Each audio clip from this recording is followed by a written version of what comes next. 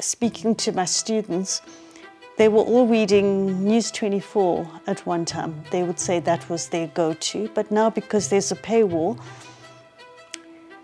they're now saying they're getting their news from Instagram and YouTube and X and Facebook. So I think that that's quite serious because that's not news. I mean, those are, it's opinion and a lot of misinformation and disinformation.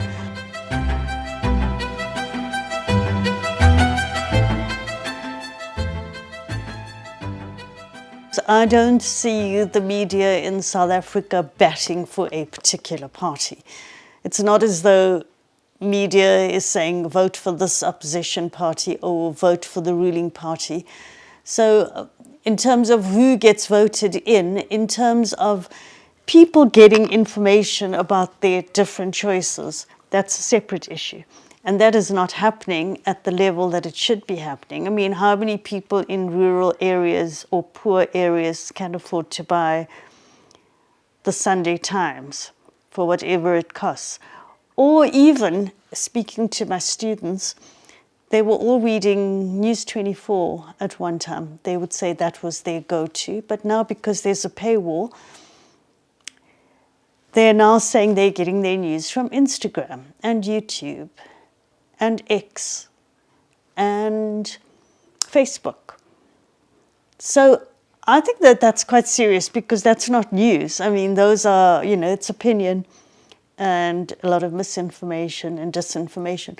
All these things complicate the media freedom landscape, the access to information, the diversity of news. So yes, there's diversity of a lot of things out there, but we're talking about journalism, and there's a separation and difference between social media and journalism.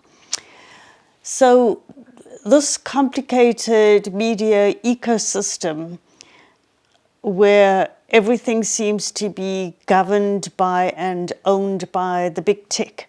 Leave aside local media. There's local media at the very hyper-local level, which has basically been decimated over the last 20 years. We had large numbers of radio stations and local community newspapers, and they're fewer and fewer. And then at the national level, we've had all these national newspapers, and they are understaffed and under-resourced. So now you need to send people out to go and cover elections. And in those days, 20 years ago, it used to be U2 to Uppington and U2 to Nkandla and with your photographer and driver. So there'd be 4 people going.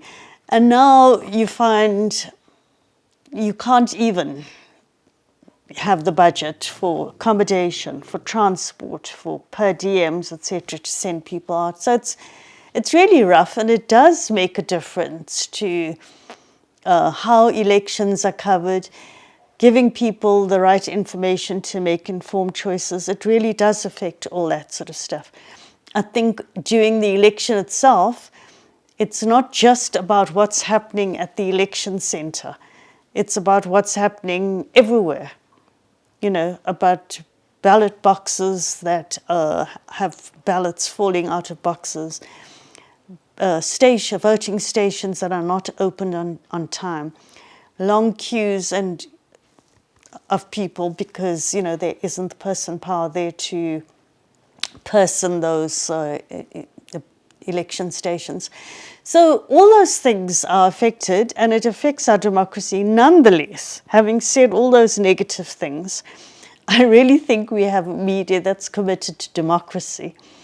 And if we look at the World Press Freedom Index that's just been released on World Press Freedom Day on the 3rd of May, we find that there are a lot of overlaps. There are specificities in South Africa, but there's a lot of overlaps with different countries around the world. In particular, we find that more than half the world's population are going to the polls.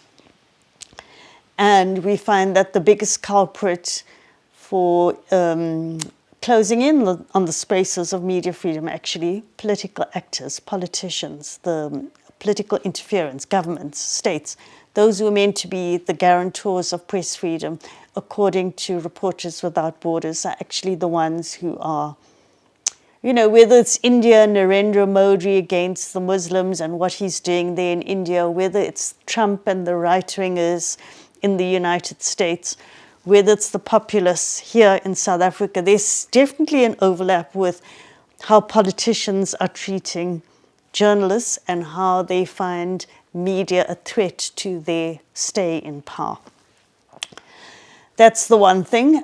So yeah, there are a lot more overlaps that I'm seeing than there are specificities. Of course, you know, there's great particular conditions in South Africa, which I just highlighted, very high unemployment, indigenous languages that are not covered in media. I mean, you know, people are not getting news in all the languages.